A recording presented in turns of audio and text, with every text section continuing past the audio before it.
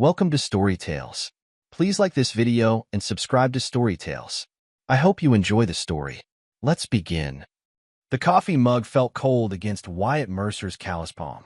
He sat at the kitchen table, watching steam rise from the black liquid while his wife moved around their bend. Oregon home, like a stranger rehearsing familiar steps. Hazel stood at the counter, her back to him. Same routine every morning for 12 years, but something had shifted. The way she held her shoulders, the careful distance she kept between them. "You're up early," he said. "Shift starts at 7. Her voice carried no warmth. She didn't turn around. Wyatt studied her reflection in the kitchen window. New perfume again. 3rd bottle this month. The floral scent hung in the air, foreign and expensive. Her nurse salary didn't stretch to designer fragrances. "Thought your shift started at 8 on Thursdays." They changed the schedule. Quick answer. Too quick. Hazel grabbed her purse from the counter. The leather bag bulged with items that hadn't been there yesterday. Her phone buzzed. She checked it immediately, fingers flying across the screen. Who's texting this early? Work. She tucked the phone away fast. "I need to go." Wyatt stood, his 6-foot frame filling the kitchen doorway. "Hazel." She stopped but didn't face him. "What?" "We need to talk." "About what?" "About whatever's eating at you. Whatever's making you act like I'm some stranger you're stuck living with." Now she turned. Her brown eyes held no recognition, no connection. Like looking at a wall. "I don't know what you mean." "The hell you don't." Hazel's jaw tightened. "I'm late, Wyatt. Can we do this later?" "When?" "You work late, every night. Come home exhausted. Haven't had a real conversation in weeks. That's what happens when you're an adult with responsibilities." The word hit like a slap. Wyatt had been working since he was 16. Lumber mill for 15 years before the downsizing. Now he ran his own construction business, working 70-hour weeks to keep their mortgage current. "Right." He stepped aside. "Go save lives." Hazel walked past without another word. The front door slammed behind her. Wyatt poured his coffee down the sink and headed to the garage. His tools waited in neat rows on the pegboard. Order. Control. Things he could fix with his hands. But some fractures ran too deep for tools. 8-year-old Judy sat on the couch, coloring in a book about horses. Her dark hair fell across her face as she worked, tongue poking out in concentration. She looked like Hazel, but she had Wyatt's steady focus. "Dad." Judy didn't look up from her drawing. "Why does Mom say you're just in the way when she's on the phone?" Wyatt's hand froze on his coffee cup. "When did she say that?" "Yesterday. And last week. She talks different when you're not around." "Different how?" Judy finally looked up. Her young face carried worry no 8-year-old should bear. "Happy. Like she used to be." The words cut deeper than any blade. Wyatt set his cup down carefully. "What else does she say?" "She laughs a lot. But not the fake laugh she does with you. The real one." Christ. Even his daughter could see it. "Who's she talking to?" Judy shrugged. "Someone named T. She always says hi T when she answers." Wyatt's jaw clenched. Hazel never mentioned anyone named T. Not once in all their years together. "Can I go to Grandma Mara's today?" Judy asked. "Sure, sweetheart. I'll drop you off after school." Judy smiled, but it didn't reach her eyes. She spent more time at her grandmother's house lately. Safer there, away from the Cold War between her parents. That afternoon, Wyatt stood in his garage, staring at the workbench. His grandfather's tools hung in perfect order. 3 generations of Mercer men had built their lives with these hands. Fixed things, made them whole. But how do you fix something when you don't know what's broken? He opened his toolbox and pulled out a small device. Audio recorder, motion activated. He bought it for job sites to document progress. Now, he had a different use in mind. Wyatt climbed on a stepladder and attached the recorder to the garage beam, hidden behind a coil of extension cord. The device had a range of 50 feet. It would pick up conversations from the kitchen, the living room, anywhere Hazel might think she had privacy.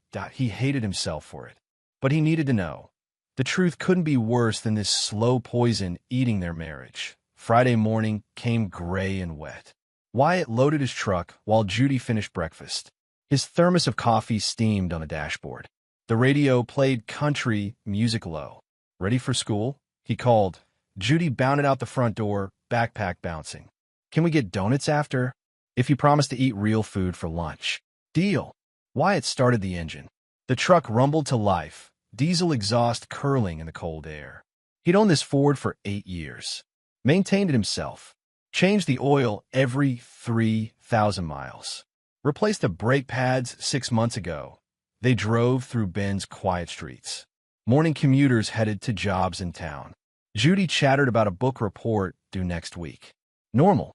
Safe. The school sat at the bottom of Long Hill. Wyatt had driven this route hundreds of times. He knew every curve, every stop sign. Halfway down the hill, he pressed the brake pedal. Nothing that he pressed harder. The pedal went to the floor. Dad! Judy sensed something wrong. The truck gained speed. 30 miles per hour. 40. The school parking lot rushed toward them. Kids walking on the sidewalk. Parents dropping off children. Wyatt's mind went cold and sharp. 2 choices. Try to steer into the empty field to the right, or hit the oak tree straight ahead. The field might roll the truck. Judy could get thrown. The tree would stop them dead. Hold on, baby. Wyatt cranked the wheel hard left and aimed for the oak. Better to take the impact himself. The passenger side would be safer. The truck hit at 45 miles per hour. Metal screamed. Glass exploded. The world went white, then black. Consciousness came in pieces. Hospital sounds. Machines beeping. The smell of disinfectant. Pain in his ribs like broken glass. Wyatt tried to move. His left leg wouldn't respond. Bandages covered his head. Everything hurt. Judy. His voice came out as a croak, and no answer. The room was dim. Late afternoon light filtered through blinds. How long had he been out? Footsteps in the hallway. Voices discussing patients, medications, shift changes. The normal rhythm of a hospital. The door cracked open. Judy's face appeared, eyes wide with fear. Daddy, she whispered like she was afraid to wake him. Hey, sweetheart. Wyatt tried to smile. You okay? Judy nodded, but tears ran down her cheeks. She looked around nervously, then stepped closer to his bed. Daddy, listen to me. Her voice was urgent, scared. You have to hide. Under the bed. Don't let Mom see you awake yet. What? Please. Just do it. Trust me. The fear in her voice cut through his confusion. Wyatt had taught his daughter to trust her instincts. If she sensed danger, there was danger. Help me. Judy pulled the blanket over his head and arranged the pillows to look like his sleeping form. Then she helped him slide off the mattress onto the cold floor. His broken ribs screamed. His leg was useless, but he stayed quiet. Judy sat in the visitor's chair and picked up a coloring book. Acting normal, footsteps approached. The door opened. How is he? Hazel's voice. The same. Doctor says he might not wake up for days. Wyatt held his breath. Hazel hadn't visited since the accident. Now she sounded almost relieved. And his legs. Bad. The doctor said even if he wakes up, he might not walk again. Silence. Then Hazel's phone buzzed. I need to take this. Hazel stepped into the hallway, but her voice carried. Still unconscious. He's not going to walk again anyway. Once the morphine's upped, we'll have closure. A pause. Someone talking on the other end. I know, but this is better. Cleaner. No one will question it. Another pause. The money will come through. Then we're free. Wyatt's blood turned to ice. Money. Closure. Morphine. She was talking about killing him. The conversation ended. Footsteps returned. I have to go, Hazel told Judy. Visiting hours are almost over. Can I stay a little longer? Fine, but not too late. The door closed. Judy helped Wyatt back into bed, her small hands shaking. What did you hear before I got here? He asked. Mom talking to someone on the phone. She said the accident was perfect, that now everything would work out. Perfect. The brakes had failed at the exact worst moment. But Wyatt had just replaced them. New pads, new fluid. He'd done the work himself. Judy, I need you to listen carefully. Can you do something for me without telling anyone? She nodded. Go home. In my toolbox, there's a small recorder. Bring it to me tomorrow. Can you do that? The one you use for work. That's right. But don't let Mom see it. Dad, are we in trouble? Wyatt pulled his daughter close despite the pain. No, baby. But I need to figure some things out. Judy hugged him tight. I love you, Dad. I love you too. More than anything. After she left, Wyatt stared at the ceiling. His wife had tried to kill him. The woman he'd loved for 12 years. The mother of his child. And she was planning to finish the job. The next evening, Judy smuggled the recorder to him in her backpack. Wyatt checked the file. 3 days of audio. He plugged in earphones and listened. The first day was normal. Hazel on the phone with her mother. Grocery list conversations. Nothing suspicious. Day 2. A male voice in their kitchen. Deep rough. Wyatt didn't recognize it. The brake line's clean, the man said. Looks like mechanical failure. You're sure? I know what I'm doing, Hazel. 15 years in the Marines. I can make anything look like an accident. Wyatt's hand shook. Someone had sabotaged his truck. What about the insurance? Hazel asked. $500,000. Plus the house is paid off if he dies. You'll be set. And if he lives, he won't. Not after tonight. The recording went quiet. Then footsteps. A door closing.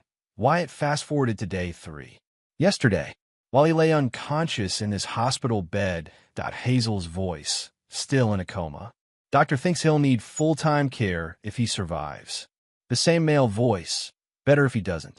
Less complicated. Travis, I can't just. You wanted this, remember? You called me. Said you were done playing house with a man who bores you to death. Travis. The name triggered a memory. Hazel's high school boyfriend. She'd mentioned him once, years ago. Said he joined the military after graduation. I know, Hazel said. But killing him, we're not killing him. We're letting nature take its course. The morphine just helps things along. Wyatt's blood ran cold. They were going to overdose him. Make it look like his injuries were too severe. No one would question it. When? Hazel asked. Tonight. I'll handle it. You just need to be here, playing the grieving wife. The recording ended there. Wyatt pulled out his .4 and struggled to his feet. His left leg buckled, but he forced himself to stand. He had to get out. Had to protect Judy. Had to make them pay. But first, he needed help. Rhiannon Brooks found Wyatt trying to walk down the hospital corridor at 2 in the morning. The young nurse was doing her night rounds when she spotted him gripping the wall for support. Mr. Mercer, you shouldn't be up. I need to leave.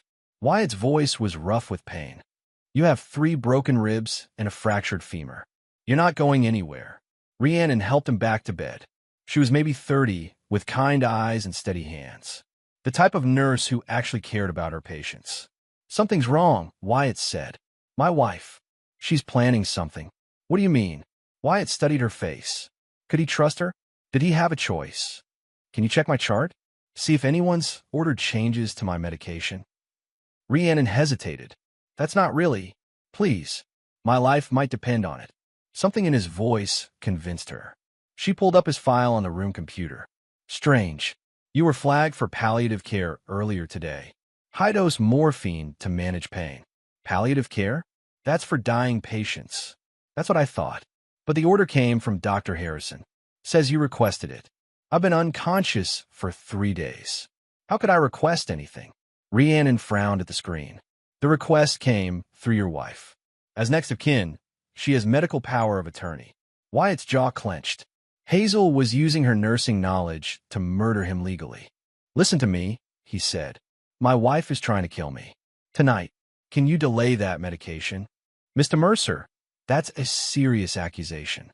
Check the brake fluid on my truck. Someone cut the line. This wasn't an accident. Rhiannon stared at him. You really believe your wife wants you dead? I have proof. Audio recordings. But I need time to get them to the police. The nurse bit her lip. I could delay the morphine. Say there was a supply issue. Buy you maybe 12 hours. That's all I need. If you're lying, I could lose my job. If I'm telling the truth, you'll save my life. Rhiannon nodded slowly. I'll log a medication delay. But you need to stay in this bed. If Dr. Harrison sees you walking around, he'll override my decision. Thank you. Don't thank me yet. If your wife is really trying to kill you, 12 hours might not be enough. After she left, Wyatt called the one person he could trust completely. Dad. Judy's sleepy voice answered. Hey, baby. Are you at Grandma's? Yeah. Mom said you were still sleeping. Can I come see you tomorrow? I need you to do something for me first. Remember that iPad you use for school? The one that has Mom's pictures on it. That's right. Can you bring it to me? Don't tell anyone. Not Mom, not Grandma.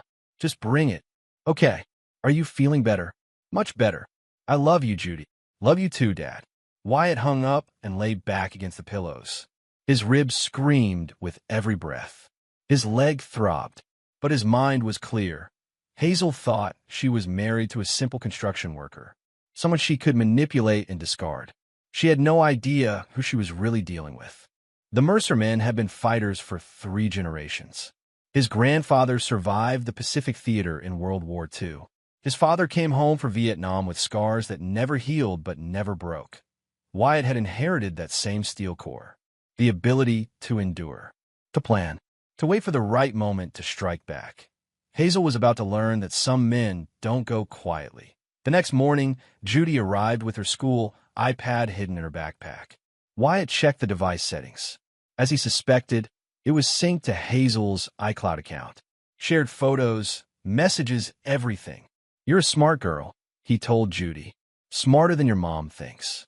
Wyatt scrolled through Hazel's deleted messages. Most were routine work schedules, grocery lists. But one thread made his blood boil. Messages with Travis Riker. Travis. Lines cut clean. Truck goes down the hill Tuesday morning. Hazel. What if he survives? Travis. Then we finish it at the hospital. I know people there. Hazel. How much? Travis. Insurance pays $500K. Plus his savings, the house. We split 50/50. Hazel. What about Judy? Travis. Kid goes to your mother. We disappear. Start fresh in Colorado. Wyatt's hands shook with rage. They were planning to abandon his daughter. Leave her orphaned and alone while they lived off his life insurance. He scrolled further back. The messages went back 6 months. Hazel. I can't stand him touching me anymore. Travis. So leave him. Hazel. And get what? Half of nothing. He's broke, Travis. Business is failing. Travis. Then we make sure you get everything. Hazel. What do you mean? Travis. Accidents happen. Especially to guys who work dangerous jobs. The timeline made sense now. Hazel had been planning this for months. Every cold shoulder, every argument, every excuse to avoid intimacy, it was all part of her strategy. Make him feel isolated. Make their marriage seem broken. So when he died, no one would suspect anything more than a tragic accident. Dad. Judy noticed his expression. What's wrong? Nothing, sweetheart. Just reading some boring work stuff. But it wasn't nothing. It was everything. His wife was a cold-blooded killer, and she was using their daughter as bait to keep him unsuspecting. Wyatt scrolled through more messages, looking for anything that might help him. Then he found something that made his heart stop. Travis, what about your brother-in-law? Hazel. Kellen? What about him? Travis. He's been asking questions about your finances. Think something's up? Hazel. He's always been too nosy. Travis. Could be a problem. Hazel. Let me handle Kellen. The messages were dated 3 weeks before Kellen's death. Wyatt's brother had supposedly killed himself, jumped off a bridge outside town. But now, Hazel, it's done. Kellen won't be talking to anyone. Travis. How? Hazel. Told him I'd report him for stalking unless he signed some papers. Made him think Wyatt was suspicious of him. Guilt ate him alive. Travis. And the trust fund? Hazel. Goes to Judy when she turns 18. I control it until then. Wyatt closed his eyes. His brother hadn't killed himself. Hazel had driven him to it. Manipulated him into believing his own family thought he was a predator. Kellen had been asking questions because he cared. Because he'd sensed something wrong. And Hazel had murdered him for it. I need to go to the bathroom, Wyatt told Judy. Want me to help? No, baby. Just stay here and color. Wyatt hobbled to the bathroom and locked the door. Then he called the one person who might have answers. Hallie? It's Wyatt. Hallie Chun had been Kellen's girlfriend for 2 years. She managed a local bar where Kellen spent most of his free time. Wyatt, how are you feeling? I heard about the accident. I'm alive. Listen, I need to ask you about Kellen. Silence. Then what about him? His death. Did he ever mention Hazel? Your wife? Yeah, actually. He was worried about something involving her.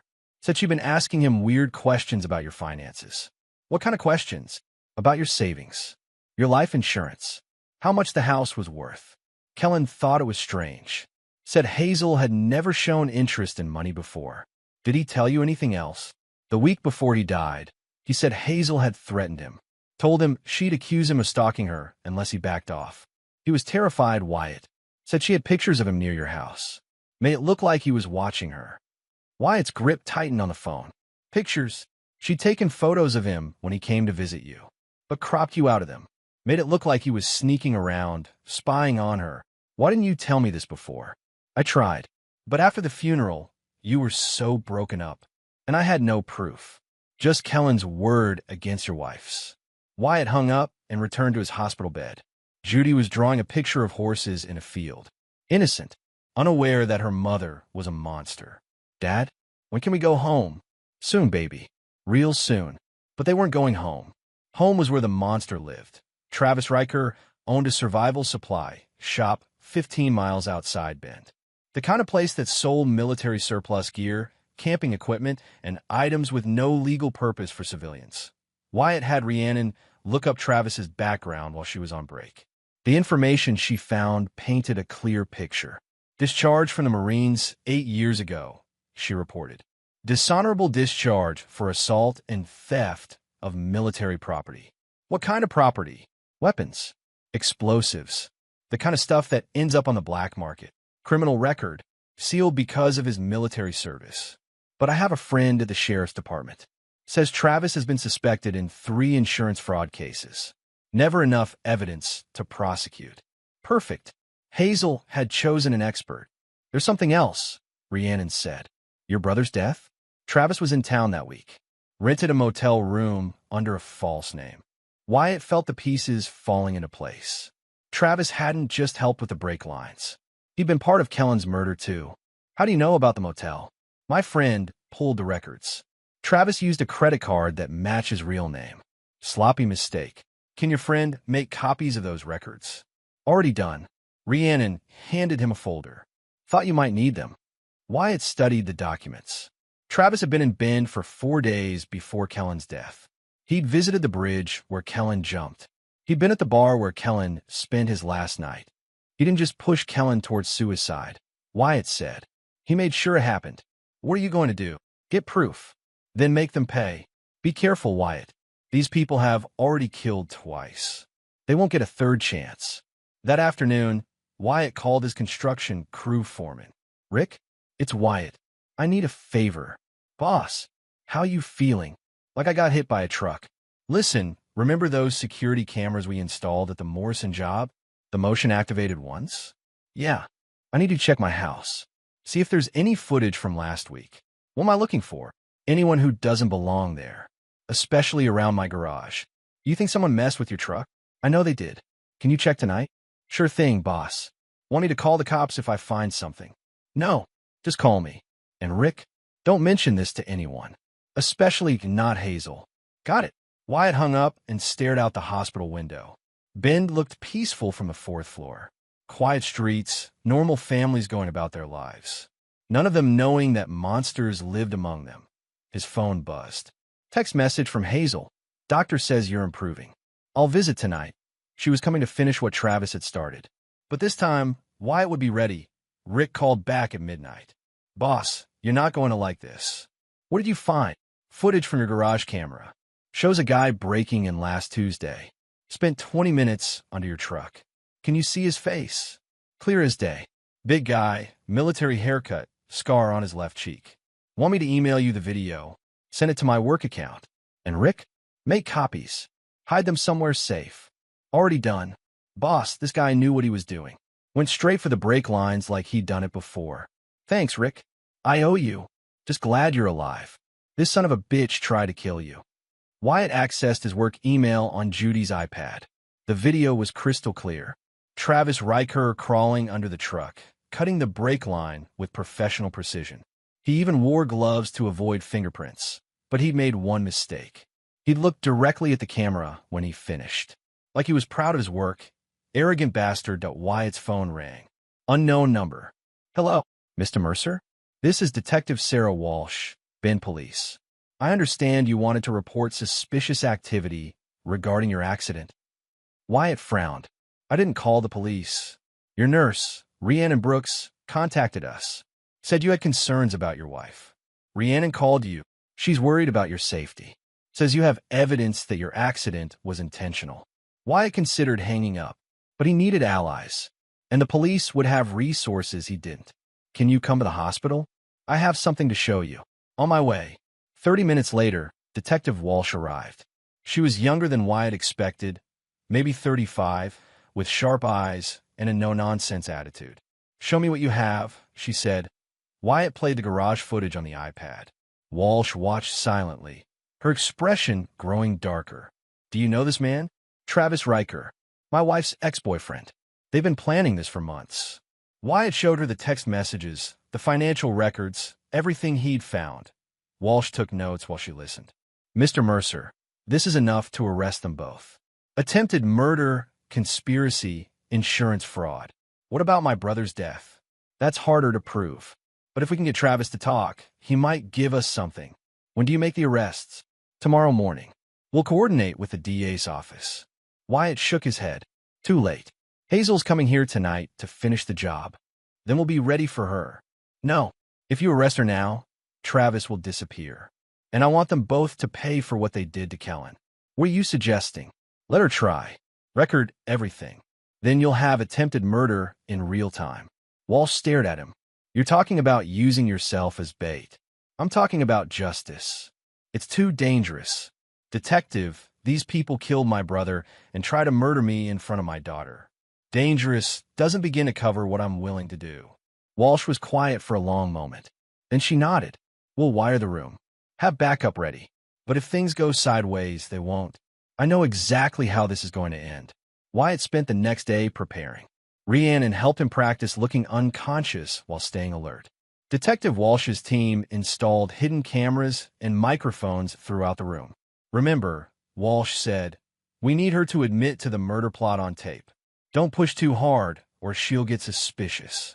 I know what I'm doing, and if Travis shows up, then you get two for the price of one. At 7 p.m., Wyatt took a mild sedative to slow his heart rate and breathing. Not enough to impair his thinking, just enough to look like a man barely clinging to life. Judy had been sent to stay with her grandmother. One less thing to worry about, footsteps in the hallway. Wyatt closed his eyes and steadied his breathing. The door opened. Hazel entered alone. Hello, sweetheart, she said softly. How are you feeling? Wyatt didn't respond. To anyone watching, he looked unconscious. Hazel moved closer to the bed. Her perfume filled the room. The same expensive scent that had been the first sign of her betrayal. The doctor says you might not wake up, she continued. All that trauma to your head. Your poor brain just can't handle it. She sat in the visitor's chair and pulled out her phone. It's me, she said when someone answered. He's worse than yesterday. Doctor thinks it's time. Travis's voice came through clearly. I'm in the parking lot. Give me 5 minutes. What if someone sees you? I'm wearing scrubs. Look like any other hospital worker. The nurses? Night shift's light. Only 2 on this floor. I can handle them. Travis, if we get caught. We won't. This is at Hazel. Tomorrow you're a widow with $500,000 in insurance money. The call ended. Hazel stood and walked to the window. I'm sorry, Wyatt, but you were never enough. Never ambitious. Never willing to take risks. She turned back to his bed. Travis understands me. He sees potential where you saw obstacles. More footsteps in the hallway. The door opened again. Travis Riker entered wearing stolen scrubs and carrying a medical bag. He was bigger than Wyatt had imagined, with dead eyes and hands that moved like a predator's. Anyone see you? Hazel asked. Knocked out the nurse at the station. She'll be unconscious for an hour. You didn't kill her. Didn't need to. She'll think she fainted from working too hard. Travis approached Wyatt's bed and opened the medical bag. Inside were 3 syringes filled with clear liquid. What is that? Hazel asked. Morphine. Enough to stop his heart. But it'll look like his body just gave up fighting. How do you know? Did this twice in Afghanistan. Enemy prisoners who got too mouthy. Made it look like combat stress.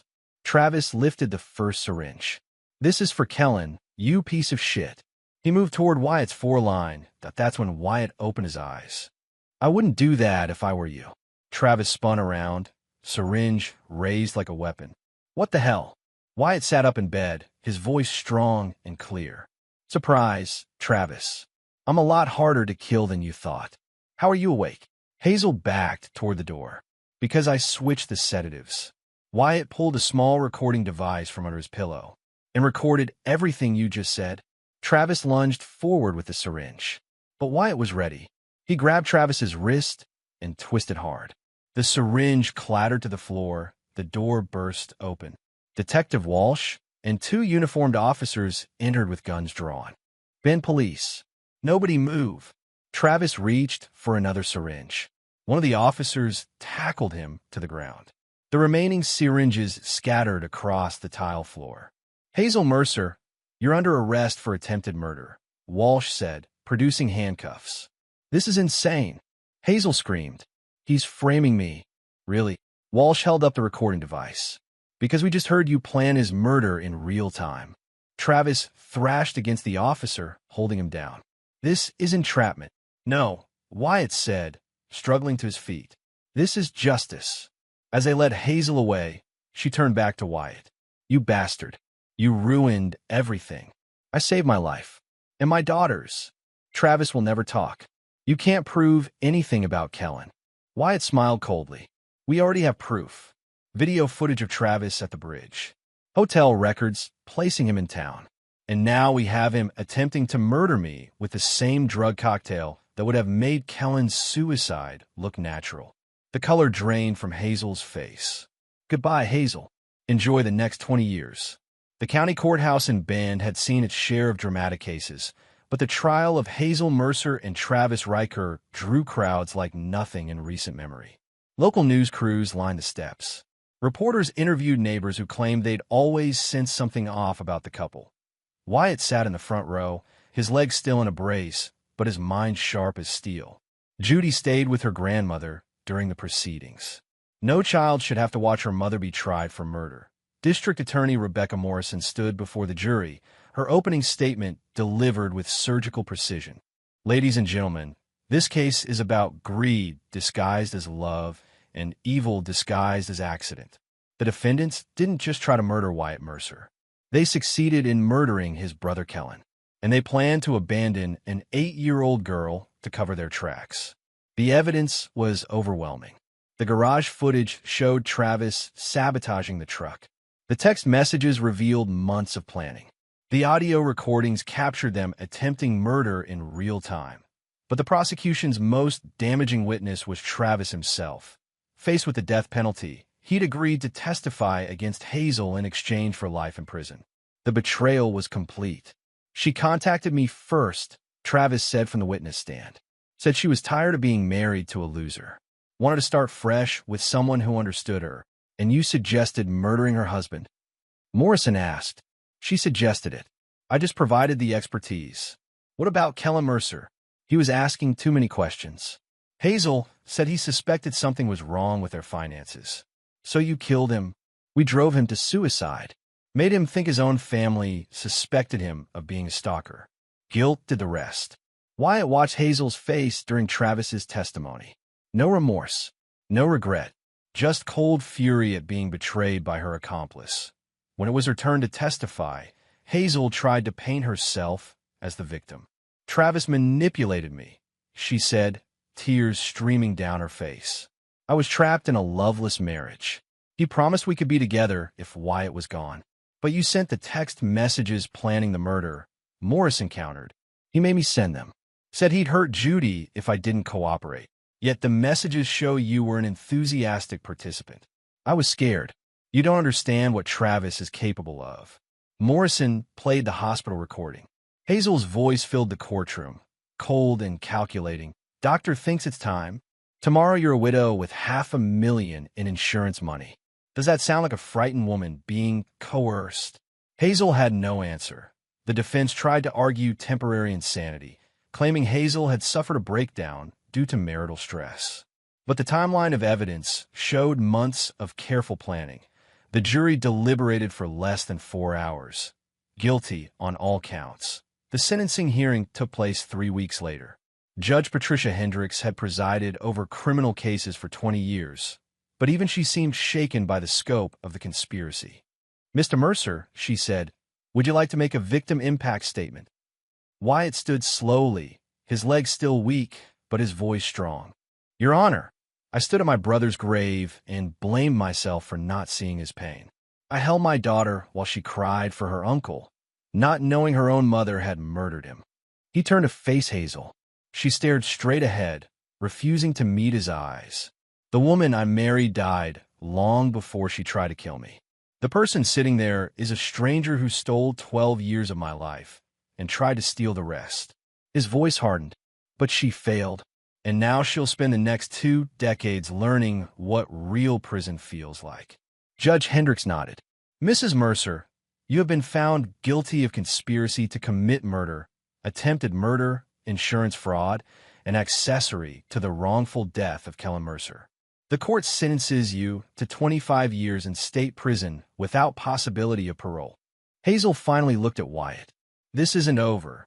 Yes, it is. Travis received life without parole. His military training had made him an expert killer, but it also made him a flight risk. No prosecutor was willing to take chances with a man who could disappear into the wilderness indefinitely. As they led the defendants away, Wyatt felt something he hadn't experienced in months. Peace, not happiness. That would take time, but the poison had been cut out. The wounds could finally heal. 6 months after the trial, Wyatt received a letter from the insurance company. The settlement check was larger than he'd expected. The life insurance policy Hazel had tried to collect on had been voided due to her criminal conviction. But Wyatt qualified for a wrongful death settlement related to Kellen's case.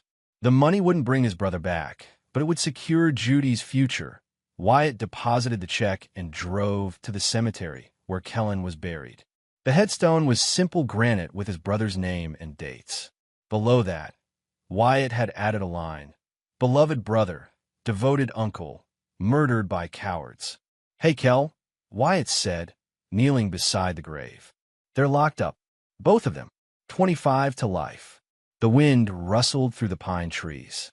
Bend was beautiful in late spring, with snow-capped mountains visible in the distance. Kellen had loved this view.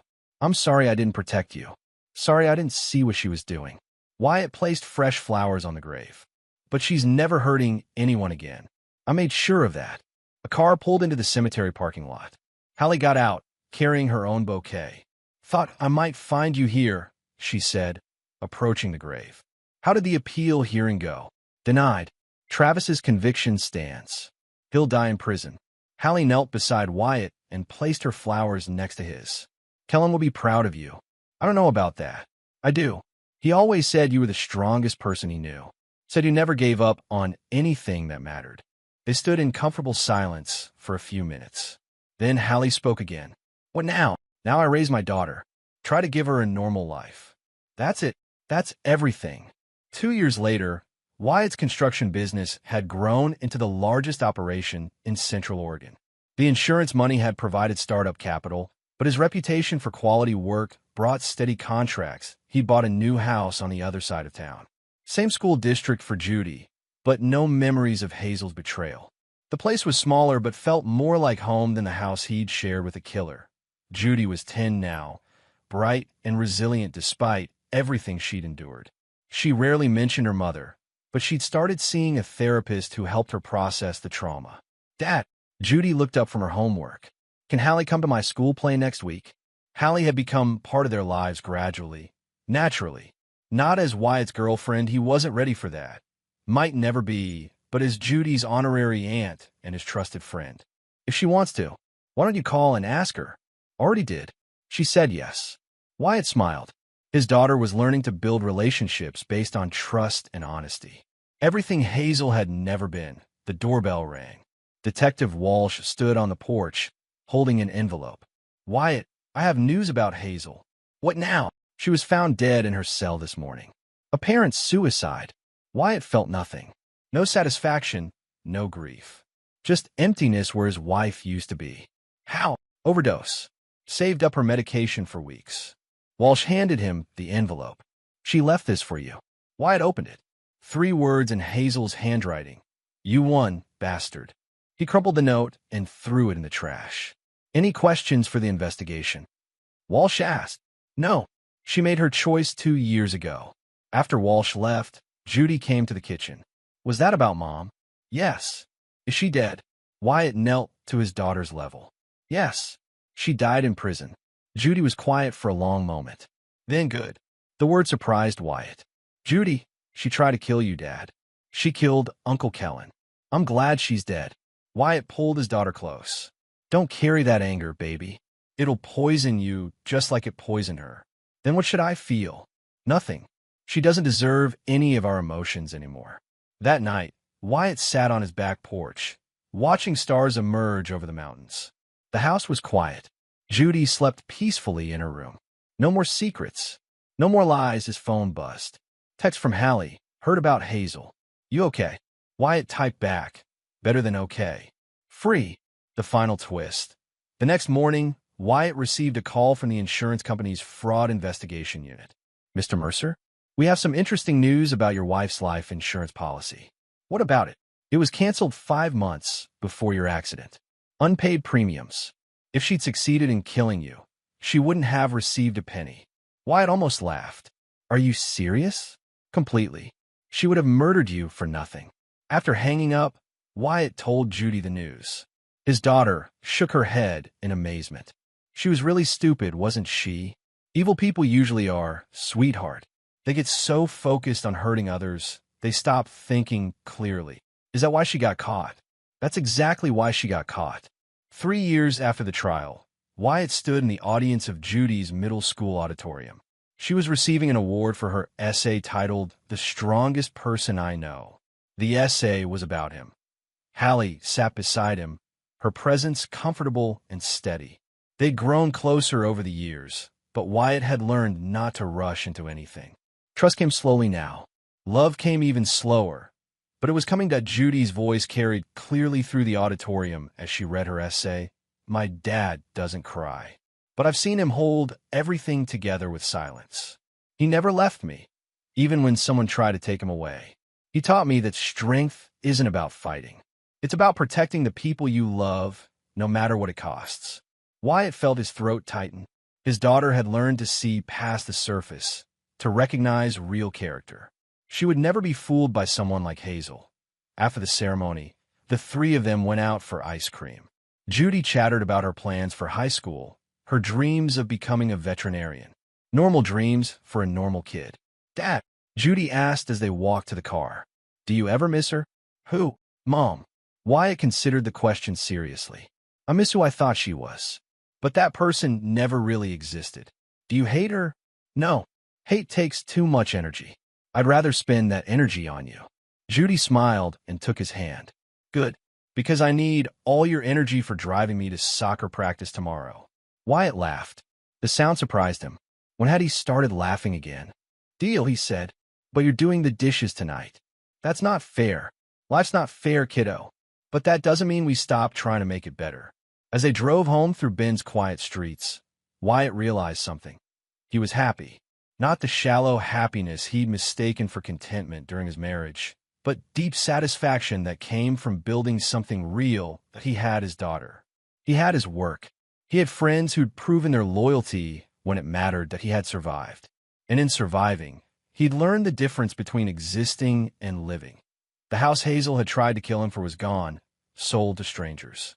The insurance money she'd coveted was funding Judy's college account and Kellen's memorial scholarship. But most importantly, the silence that had nearly destroyed his family was gone.